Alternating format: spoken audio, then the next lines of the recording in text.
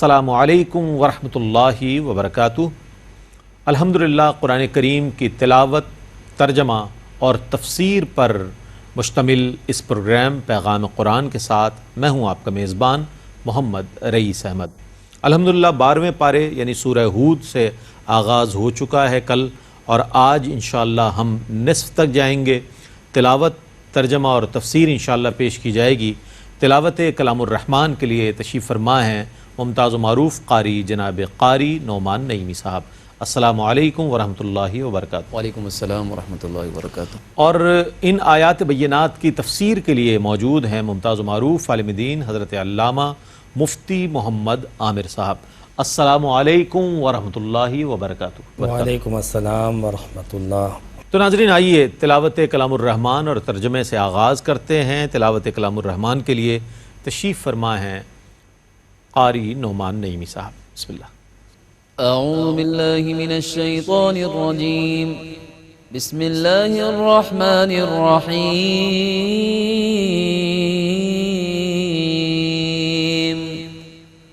ونادى نوح ربه فقال رب إن ابني من أهلي وإن وعدك الحق وأنت أحكم الحاكمين۔ میں اللہ کی پناہ میں آتا ہوں شیطان مردود سے۔ اللہ ہی کے نام سے شروع کرتا ہوں جو نہایت رحم فرمانے والا بہت مہربان ہے۔ اور نوح نے اپنے رب کو پکارا سو کہا، بے شک میرا بیٹا میرے اہل سے ہے، اور یقیناً تیرا وعدہ برحق ہے، اور تو تمام حاکموں سے بڑا حاکم ہے۔ قال يا نوح إنه ليس من أهلك إنه عمل غير صالح فلا تسألني ما ليس لك به علم إني أعظك أن تكون من الجاهلين۔ اللہ نے فرمایا، اے نوح وہ آپ کے اہل سے نہیں ہے، بے شک اس کے کام نیک نہیں ہیں، تو آپ مجھ سے اس چیز کا سوال نہ کریں جس کا آپ کو علم نہیں ہے۔ بے شک میں آپ کو نصیحت کرتا ہوں تاکہ آپ نادانوں میں سے نہ ہو جائیں۔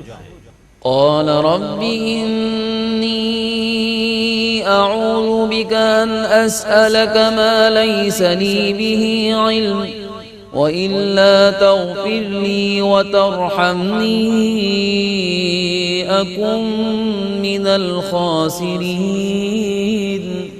نوح نے عرض کیا، بے شک میں اس سے تیری پناہ میں آتا ہوں کہ میں تجھ سے اس چیز کا سوال کروں جس کا مجھے علم نہیں ہے، اور اگر تو میری مغفرت نہ فرمائے اور مجھ پر رحم نہ فرمائے تو میں نقصان اٹھانے والوں میں سے ہو جاؤں گا۔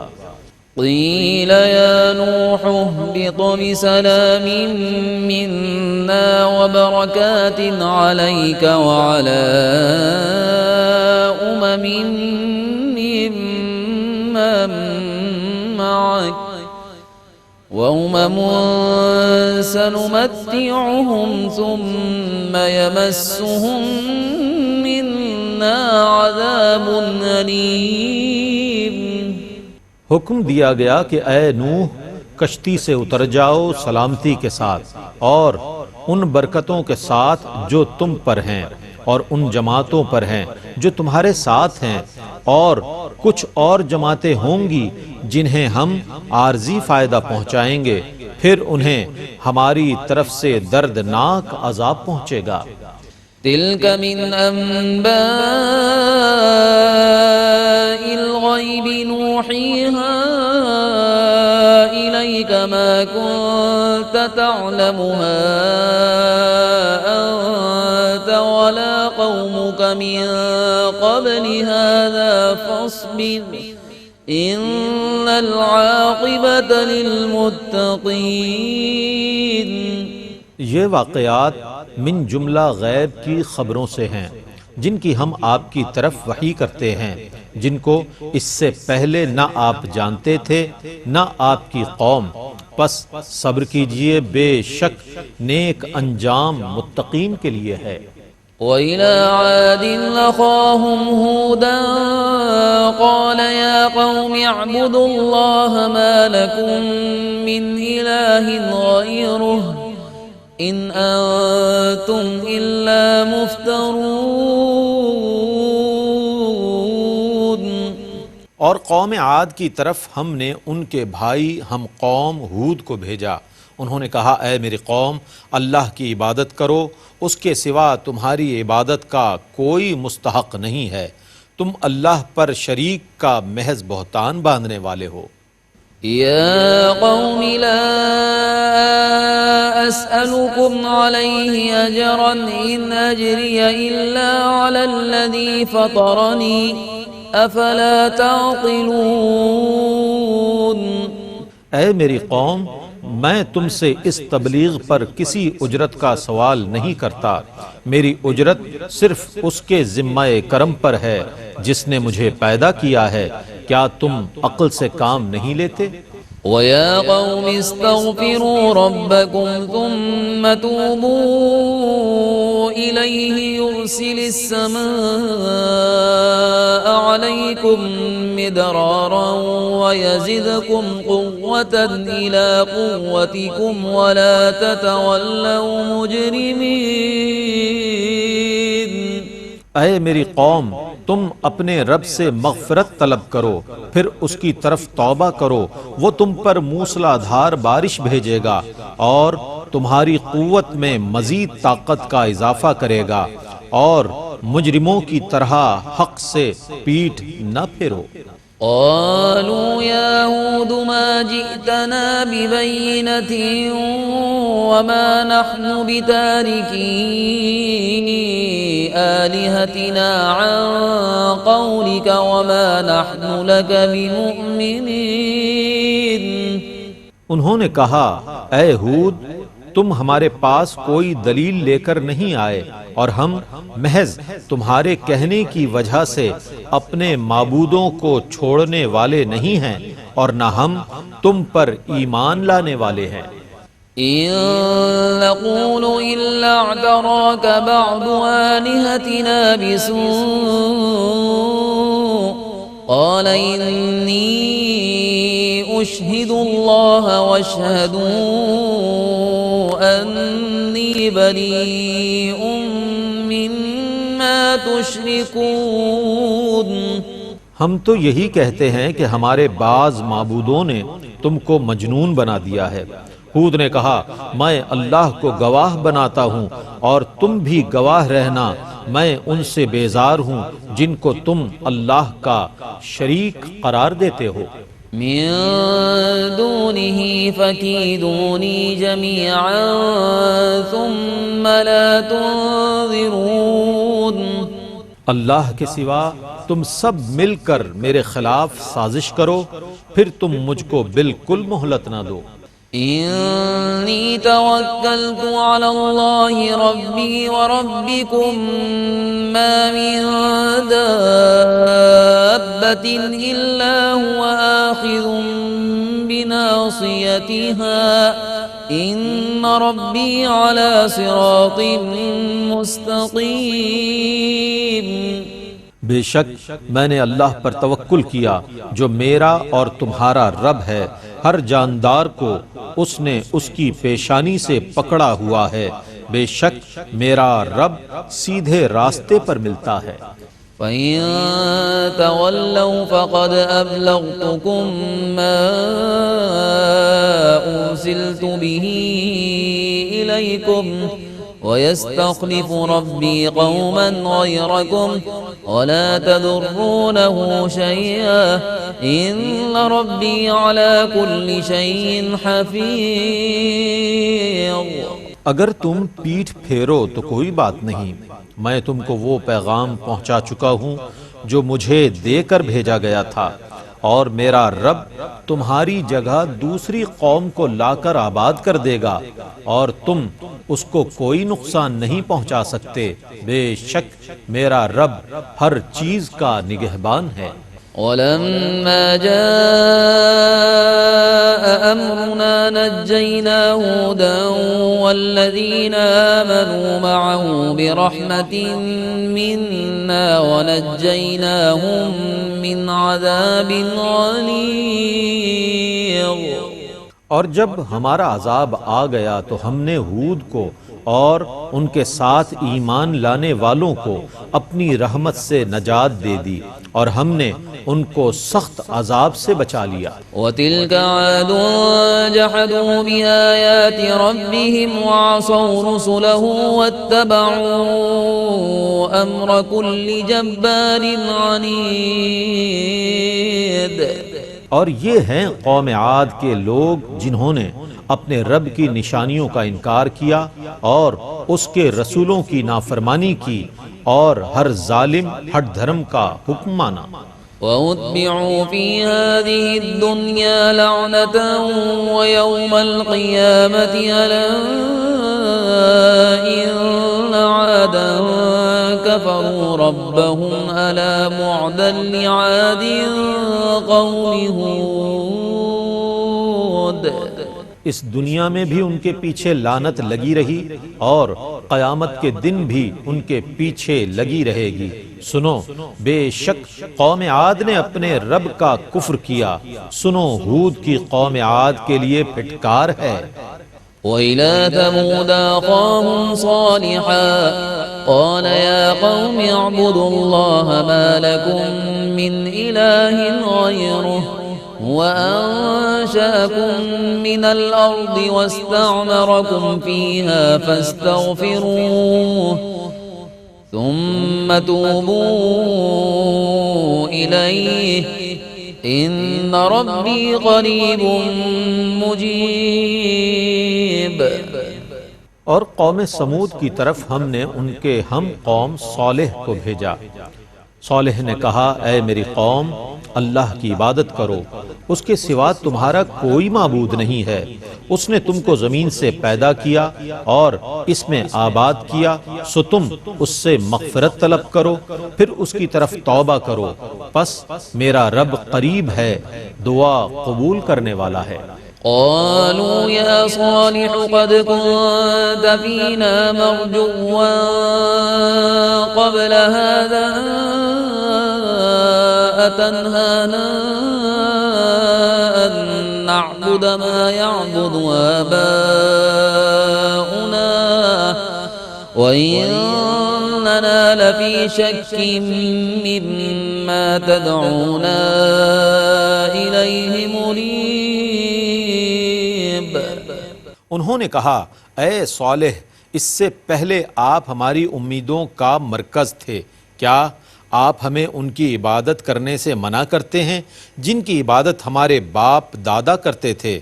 بے شک آپ ہمیں جس دین کی دعوت دے رہے ہیں اس نے ہمیں زبردست شک میں ڈال دیا ہے۔ قال يا قوم أرأيتم إن كنت على بينة من ربي وآتاني منه رحمة فمن ينصرني من الله إن عصيته فما تزيدونني غير تخسير۔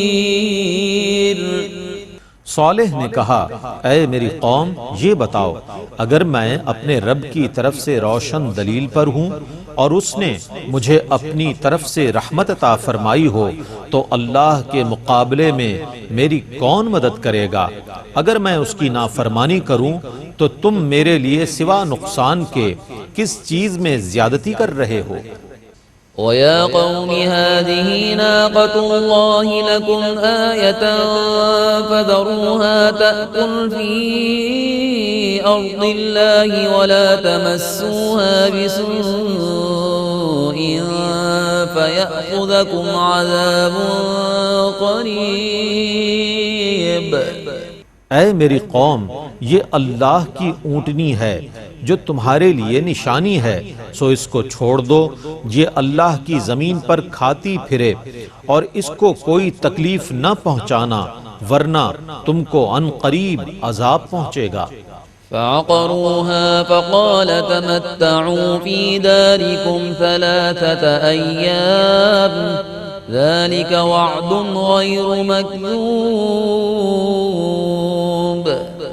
سو انہوں نے اس اونٹنی کی کونچیں کاٹ ڈالیں۔ تب صالح نے کہا تم صرف 3 دن مزے اٹھا لو، پھر تم پر عذاب آ جائے گا، یہ اللہ کی وعید ہے جو ہرگز جھوٹی نہیں ہوگی۔ فلما جاء أمرنا نجينا صالحا والذين آمنوا معه برحمة منا ومن خزي يومئذ إن ربك هو القوي العزيز۔ پس جب ہمارا عذاب آ گیا تو ہم نے صالح کو اور ان کے ساتھ ایمان لانے والوں کو اپنی رحمت سے اس دن کی رسوائی سے نجات دے دی، بے شک آپ کا رب ہی زبردست قوت والا، بہت غلبے والا ہے۔ وَأَخَذَ الَّذِينَ ظَلَمُوا الصَّيْحَةُ فَأَصْبَحُوا فِي دِيَارِهِمْ جَاثِمِينَ۔ اور ظلم کرنے والوں کو ہولناک چنگھاڑ نے آ دبوچا تو وہ اپنے گھروں میں گھٹنوں کے بل اوندھے پڑے رہ گئے۔ كَأَن لَّمْ يَغْنَوْا فِيهَا أَلَا إِنَّ ثَمُودَ كَفَرُوا رَبَّهُمْ أَلَا بُعْدًا لِّثَمُودَ۔ گویا کہ وہ ان میں کبھی رہے ہی نہ تھے، سنو بے شک قوم سمود نے اپنے رب کا کفر کیا، سنو قوم سمود کے لیے پھٹکار ہے۔ وَلَقَدْ جَاءَتْ رُسُلُنَا إِبْرَاهِيمَ بِالْبُشْرَى قَالُوا سَلَامًا قَالَ سَلَامٌ فَمَا لَبِثَ أَن جَاءَ بِعِجْلٍ حَنِيذٍ۔ اور بے شک ہمارے فرشتے ابراہیم کے پاس بشارت لے کر آئے، انہوں نے کہا سلام، ابراہیم نے جواباً کہا سلام، پھر تھوڑی دیر بعد وہ گائے کا بھنا ہوا بچڑا لے آئے۔ فَلَمَّا رَأَى أَيْدِيَهُمْ لَا تَصِلُ إِلَيْهِ نَكِرَهُمْ وَأَوْجَسَ مِنْهُمْ خِيفَةً قَالُوا لَا تَخَفْ إِنَّا أُرْسِلْنَا إِلَى قَوْمِ لُوطٍ۔ پھر جب ابراہیم نے دیکھا کہ ان کے ہاتھ کھانے تک نہیں بڑھ رہے تو ابراہیم نے ان کو اجنبی سمجھا اور اپنے دل میں ان سے ڈرنے لگے۔ فرشتوں نے کہا آپ مت ڈریں، بے شک ہمیں قوم لوط کی طرف بھیجا گیا ہے۔ وَامْرَأَتُهُ قَائِمَةٌ فَضَحِكَتْ فَبَشَّرْنَاهَا بِإِسْحَاقَ وَمِن وَرَاءِ إِسْحَاقَ يَعْقُوبَ۔ اور ابراہیم کی بیوی جو کھڑی ہوئی تھی وہ ہنس پڑی تو ہم نے اس کو اسحاق کی پیدائش کی خوشخبری سنائی اور اسحاق کے بعد یعقوب کی۔ قالت یا ویلتا أألد وأنا عجوز وهذا بعلي شيخا إن هذا لشيء عجيب۔ سارا نے کہا ارے دیکھو کیا میں بچہ جنوں گی حالانکہ میں بوڑھی ہوں اور میرے یہ شوہر بھی بوڑھے ہیں، بے شک یہ عجیب بات ہے۔ قالوا أتعجبين من أمر الله رحمة الله وبركاته عليكم أهل البيت إنه حميد مجيد۔ فرشتوں نے کہا کیا تم اللہ کی قدرت پر تعجب کر رہی ہو؟ اے اہل بیت، تم پر اللہ کی رحمتیں اور برکتیں ہوں، بے شک اللہ حمد و ثنا کا مستحق بہت بزرگ ہے۔ فلما ذهب عن إبراهيم الروع وجاءته البشرى يجادلنا في قوم لوط پھر جب ابراہیم کا خوف دور ہو گیا اور ان کے پاس بشارت پہنچ گئی تو وہ ہم سے قوم لوط کے متعلق بحث کرنے لگے۔ إن إبراهيم لحليم أواه منيب بے شک ابراہیم بردبار، اللہ سے آہو زاری کرنے والے اور اس کی طرف رجوع کرنے والے تھے۔ يا إبراهيم أعرض عن هذا إنه قد جاء أمر ربك وإنهم آتيهم عذاب غير مردود۔ اے ابراہیم اس بات کو چھوڑو، بے شک آپ کے رب کا حکم آ چکا ہے، بے شک ان پر ایسا عذاب آنے والا ہے جو ٹلنے والا نہیں ہے۔ ولما جاءت رسلنا لوطا سيء بهم وضاق بهم ذرعا وقال هذا يوم عصيب۔ اور جب ہمارے فرشتے خوبصورت لڑکوں کی شکل میں لوط کے پاس گئے تو وہ ان کی آمد سے غمگین ہوئے اور ان کا دل تنگ ہوا اور انہوں نے کہا آج کا دن بڑا سخت ہے۔ وجاءه قومه يهرعون إليه ومن قبل كانوا يعملون السيئات قال يا قوم هؤلاء بناتي هن أطهر لكم فاتقوا الله ولا تخزون في ضيفي أليس منكم رجل رشيد۔ اور ان کی قوم کے لوگ ان کے پاس دوڑتے ہوئے آئے اور وہ پہلے ہی برے کام کرتے تھے۔ لوط نے کہا اے میری قوم، یہ میری قوم کی بیٹیاں ہیں، یہ تمہارے لیے بہت پاکیزہ ہیں، اللہ سے ڈرو اور میرے مہمانوں کے بارے میں مجھے شرمندہ نہ کرو، کیا تم میں کوئی نیک شخص نہیں ہے؟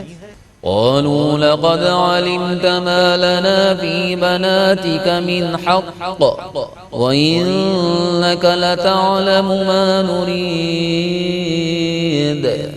انہوں نے کہا آپ خوب جانتے ہیں کہ آپ کی قوم کی بیٹیوں میں ہماری کوئی دلچسپی نہیں ہے اور آپ خوب جانتے ہیں کہ ہماری کیا خواہش ہے۔ قال لو أن لي بكم قوة أو آوي إلى ركن شديد۔ لوط نے کہا کاش مجھ میں تم سے مقابلے کی قوت ہوتی یا میں کسی مضبوط پناہ گاہ میں پناہ لے لیتا۔ قالوا يا لوط إنا رسل ربك لن يصلوا إليك فأسر بأهلك بقطع من الليل ولا يلتفت منكم أحد إلا امرأتك إنه مصيبها ما أصابهم إن موعدهم الصبح أليس الصبح بقريب۔ فرشتوں نے کہا اے لوط ہم آپ کے رب کے بھیجے ہوئے ہیں، یہ آپ تک ہرگز نہیں پہنچ سکتے، آپ رات کے ایک حصے میں اپنے گھر والوں کے ساتھ یہاں سے روانہ ہو جائیں اور آپ میں سے کوئی شخص مڑ کر نہ دیکھے، البتہ اپنی بیوی کو ساتھ نہ لیں، بے شک اس کو بھی وہی عذاب پہنچنے والا ہے جو انہیں پہنچے گا، بے شک صبح کو ان کی وعید کا وقت ہے، کیا صبح قریب نہیں؟ فلما جاء فجعلنا عاليها سافلها وأمطرنا عليها حجارة من سجيل منضود مسومة عند ربك وما هي من الظالمين ببعيد. سو جب ہمارا عذاب آ پہنچا تو ہم نے اس بستی کے اوپر کے حصے کو اس کے نیچے کر دیا اور ہم نے ان کے اوپر پتھر کے کنکر لگاتار برسائے جو کنکر آپ کے رب کی طرف سے نشان زدہ تھے اور یہ سزا ان ظالموں سے کچھ دور نہ تھی. ناظرین محترم، الحمدللہ تلاوت کلام الرحمن اور ترجمہ پیش کیا گیا، اور اب تفسیر کے لیے میں ملتمس ہوں حضرت علامہ مفتی محمد عامر صاحب کی خدمت میں کہ ان آیات بینات کی تفسیر فرمائیں. شکریہ رئیس بھائی. بسم اللہ الرحمن الرحیم. سورہ ہود، چوتھا رکوع، 12واں پارہ. حضرت نوح علیہ السلام کے واقعے پر کل گفتگو جاری تھی، جس میں حضرت نوح علیہ السلام کی قوم کو جب انہوں نے عذاب کے لیے باقاعدہ للکارا تھا تو اللہ رب العزت نے حضرت نوح علیہ السلام کو باقاعدہ جو ہے وہ فرمایا کہ اب آپ ایک کشتی تیار کریں، کیونکہ حضرت نوح علیہ السلام کی قوم پر جو عذاب آنا تھا وہ عذاب طوفان تھا، نوز فلڈ کہا جاتا ہے، معروف ہے. بڑی اس پر تحقیق کی گئی، سائنسدانوں نے بھی تحقیق کی، اس کے اثرات، نتائج، وہ چیزیں تک اب شواہد موجود ہے. باقاعدہ جس جگہ کشتی رکی جودی پہاڑی پر، وہ جگہ کشتی کے نشانات، بلکہ ایک عرصے تک وہ کشتی کا اسٹرکچر بھی موجود پایا گیا جس کو باقاعدہ لوگوں نے دیکھا تھا. تو حضرت نوح علیہ السلام کو اللہ رب العزت نے کہا کہ آپ ایک کشتی بنائیں ہمارے سامنے. اور میں یہ بات بتاؤں کہ یہ وہ کشتی ہے کہ کشتی کا سب سے پہلا تصور، بحری بیڑے کا سب سے پہلا تصور، یعنی یہ انوینشن، یہ ایجاد حضرت نوح علیہ السلام کی ہے باقاعدہ. کہ وہ اتنی بڑی کشتی کہ جو تقریباً ایک قول کے مطابق 300 گز اور ایک قول کے مطابق 1200 گز. اسی طرح اس کی چوڑائی کے بارے میں بھی 2 اقوال آتے ہیں. جہاں 300 گز لمبائی بتائی گئی ہے وہاں پہ تقریباً 50 ہاتھ چوڑائی، اور ایک قول کے مطابق 600 گز خالی اس کی چوڑائی تھی، اور تقریباً جو ہے وہ اس کی اونچائی جو ہے وہ 30 سے 40 فٹ تھی. اور یہ 3 منزلہ کشتی تھی جس میں ہر منزل کے درمیان فاصلہ 10 گز کا تھا. 3 منزلہ اس لیے تھی کہ پہلی منزل پہ سارے چوپائے جانور رکھے گئے تھے، دوسری پہ پرندے اور تیسری پہ سارے انسان آباد تھے. اور یہ تقریباً حضرت نوح علیہ السلام کے گھرانے کے ساتھ 80 افراد تھے، کیونکہ حضرت نوح علیہ السلام کے گھرانے کے تقریباً 7 افراد تھے. خود حضرت نوح علیہ السلام، ان کے 3 بیٹے اور تینوں بہو، تو یہ 7 افراد ہوئے. حضرت نوح کی اہلیہ وائلہ موجود نہیں تھی، حضرت نوح کے ایک بیٹے کنعان یہ بھی موجود نہیں تھے. یہ حضرت نوح علیہ السلام کے نافرمانوں میں سے تھے. آج جو آپ نے قاری صاحب تلاوت کی ہے اس میں آغاز ہی یہاں سے ہوا کہ حضرت نوح علیہ السلام نے اپنے بیٹے کو پکارا. وَنَادَى نُوحُ رَبَّهُ فَقَالَ رَبِّي إِنَّ ابْنِي مِنْ أَهْلِي وَإِنَّ وَعْدَكَ الْحَقِّ. حضرت نوح علیہ السلام نے ندا دی باقاعدہ اپنے بیٹے کو، اور حضرت نوح علیہ السلام نے فرمایا یا اللہ میرا بیٹا. کنعان کے لیے جب کہا نا تو اللہ رب العزت نے فرمایا قَالَ يَا نُوحُ إِنَّهُ لَيْسَ مِنْ أَهْلِكَ. اے نوح وہ تمہارے اہل میں سے نہیں ہے. یعنی نبی کا بیٹا ہونا اپنی جگہ پر ہے، لیکن جب اللہ پر ایمان نہ لایا تو پھر لا ینال عہد الظالمین، ظالمین کو یہ رشتے ناتے نسبتیں کبھی بھی فائدہ نہیں دیتی ہے جب تک کہ وہ ایمان نہ لے آئیں. تو ایمان تو شرط اول ہوتی ہے، ایمان کے بغیر یہ رشتے تعلقات سب ختم ہو جاتے ہیں. تو اللہ رب العزت نے حضرت نوح علیہ السلام کو یہ بات ذکر کی، اور پھر اس کے بعد جو حضرت نوح علیہ السلام کی قوم پر جو عذاب آیا تھا وہ عذاب اتنا شدید تھا، عالمگیر تھا. وفارت تنور، یہ باقاعدہ ذکر ہے کہ جب تور ابلنے لگے، یہ نشانی تھی، جو عذاب آنا تھا اس عذاب کی نشانی تھی کہ جب یہ تور یعنی جس میں روٹی پکائی جاتی ہے وہ ابلنے لگے، سمجھ لو کہ عذاب کا وقت آ گیا ہے. اور بعض مفسرین نے کہا یہ خاص قسم کا تور تھا جو حضرت حوا علیہ السلام سے باقاعدہ یہ نسل در نسل جو ہے وہ حضرت نوح علیہ السلام تک پہنچا تھا. یہ تھا روٹی پکانے کا، آج بھی وہ موجود ہے، لوگ اس کو دیکھنے جاتے ہیں، باقاعدہ اس کی زیارت کے لیے لوگ جاتے ہیں. تو وہ تور ابلا اور اس کے بعد پھر کیا تھا کہ پوری زمین پانی ابلنے لگی، آسمان پانی برسانے لگا، اور 40 دن تک زمین سے بھی پانی، آسمان سے بھی پانی۔ عام طور پہ ہوتا یہ ہے کہ جب بارش آتی ہے آسمان پانی برساتا ہے اور زمین سک کر لیتی ہے، یہ چونکہ عذاب تھا تو اس میں آسمان بھی پانی برسا رہا تھا اور زمین بھی پانی جو ہے وہ اگل رہی تھی، دونوں طرف سے پانی کی کثرت اتنی ہو چکی تھی کہ پہاڑ کی مانند اس کی لہریں ہوا کرتی تھی، یعنی اگر ایک لہر آتی تھی تو پورا پہاڑ اس کے سامنے ڈھپ جاتا تھا، چھپ جاتا تھا۔ تو آج جدید ترین آپ دیکھیں سمندری طوفان موجود ہیں، سونامی موجود ہیں، سائیکلون موجود ہیں، یہ اس سے بھی ایک خطرناک شکل موجود تھی عذاب کی، نہ سائیکلون اس کا مقابلہ کر سکتا ہے نہ سونامی، اتنا شدید عذاب یہ آیا تھا، اتنا شدید عذاب۔ اور اس عذاب کے بارے میں آتا ہے اس کے بارے میں کہ حضرت نوح علیہ السلام کی کشتی اس میں چلتی رہی، جب کبھی جو ہے وہ اس کشتی کو چلانا ہوتا بسم اللہ مجریہا، روکنا ہوتا تو کہتے بسم اللہ مرساہا، یہ مطلب اس کے بریک اور اس کی سپیڈ تھی، یعنی یہ الفاظ استعمال کیے جائے۔ اور روایت میں آتا ہے کہ آج بھی اگر کوئی شخص ان الفاظ کو استعمال کرتا ہے اپنی زندگی کے مسائل میں جہاں رک جائیں تو ان الفاظ کے اللہ کے اس کلام سے اس کے معاملات دوبارہ جاری و ساری ہو جاتے ہیں۔ اور اگر کوئی معاملات جو ہے وہ اس کے جو ہے وہ مثال کے طور پہ کوئی مصیبت آ جائے جس کو وہ ختم کرنا چاہتا ہے تب بھی انہی الفاظ کو استعمال کرے تو قرآن کے حضرت نوح علیہ السلام کے ادا کردہ ان الفاظ کی برکت سے آفتیں، مصیبتیں، پریشانیاں جو ہے وہ دور ہوتی ہیں۔ پھر رئیس بھائی اسی پارے کے اندر جو ہے وہ حضرت نوح علیہ السلام کے اس بیٹے کے ذکر کے بعد باقی جو 3 بیٹے تھے سام، حام، یافس، جن سے اولادیں پیدا ہوئی، یہ جتنا بھی عرب کے بادیہ نشین تھے، صحرا نشین تھے، یہ حضرت نوح علیہ السلام کے بیٹے سام سے تھی اولادیں، اور پورے ایشینز جو ہے وہ انہی سام کی اولاد میں سے ہیں۔ اسی طرح حضرت نوح علیہ السلام کے بیٹے حام افریقہ، حبشہ، اس طرف سب ان کی اولادیں ہیں۔ اسی طرح یافس یہ سارا یورپ، اسپین، فارس، چین، یہ سب یافس کی اولادوں میں سے ہیں۔ تو اس اعتبار سے چونکہ حضرت نوح علیہ السلام جو ہے وہ آدم ثانی ہیں تو حضرت نوح علیہ السلام کی کس اولاد سے ایشینز بلونگ کرتے ہیں میں اور آپ، تو وہ حضرت سام علیہ السلام کی اولاد میں سے۔ تو یہ اولادیں پھیلتی رہی، انہی اولادوں میں سے پھر آگے جا کے عاد پیدا ہوئے، قوم عاد کا ذکر موجود ہے۔ پھر آگے قرآن پاک میں اللہ رب العزت نے ذکر بھی کیا کہ ہم نے جو ہے وَإِلَىٰ عَادٍ أَخَاهُمْ هُودًا، ہم نے عاد کی طرف ان کے بھائی ہود کو بھیجا۔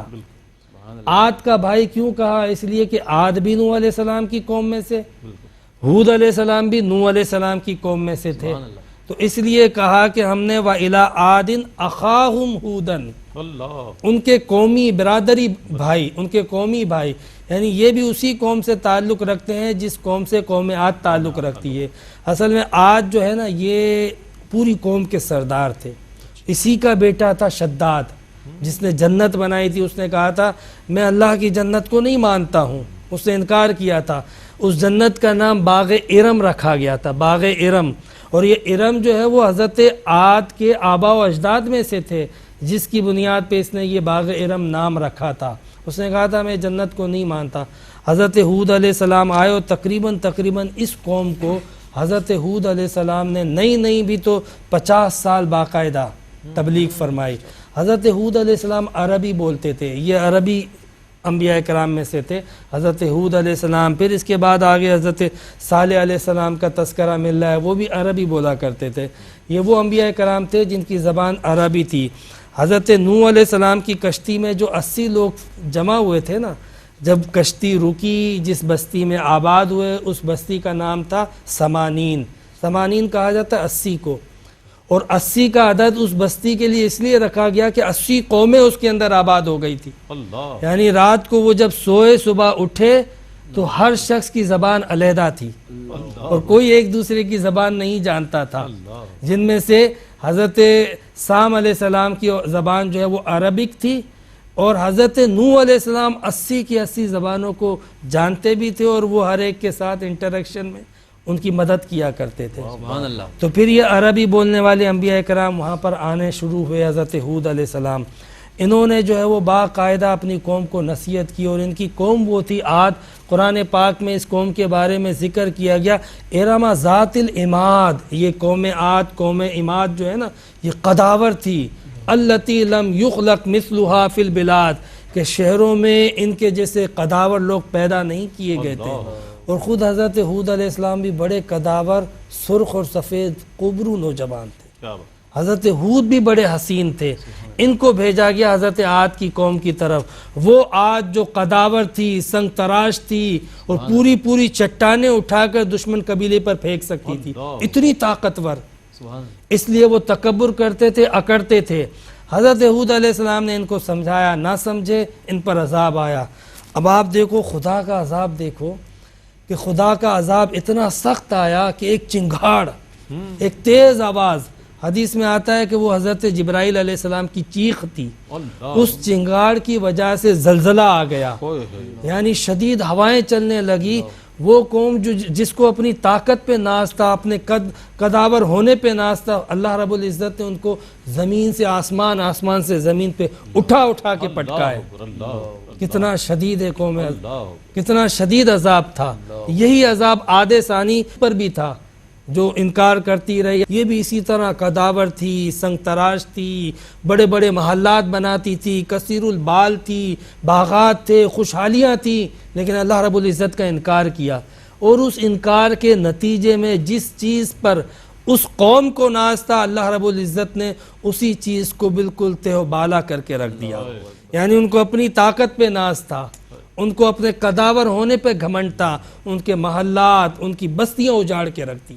آج بھی اگر ہجر کے راستے سے تبوک کی طرف جائیں، بلکہ خود حضور علیہ السلام گزرے تو اس بستی کو دیکھا جس پر عذاب آیا ہوا تھا، وہ بستیاں پوری الٹی ہوئی پڑی ہوئی ہیں۔ نبی کریم علیہ السلام گزرتے تو پناہ مانگتے تھے، اور کبھی بھی آندھی آتی تھی، سیدہ عائشہ رضی اللہ تعالی عنہ فرماتی ہیں کہ حضور علیہ السلام کا چہرے کا رنگ متغیر ہو جایا کرتا تھا۔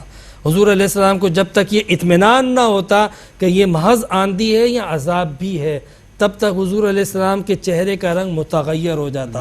اس سے پتہ چلا کہ اللہ تعالیٰ کے عذاب سے ڈرنا اور خدا کا خوف رکھنا یہ خود حضور علیہ السلام کی سنت ہے، یعنی بے خوفی کوئی اچھی بات نہیں ہوتی ہے۔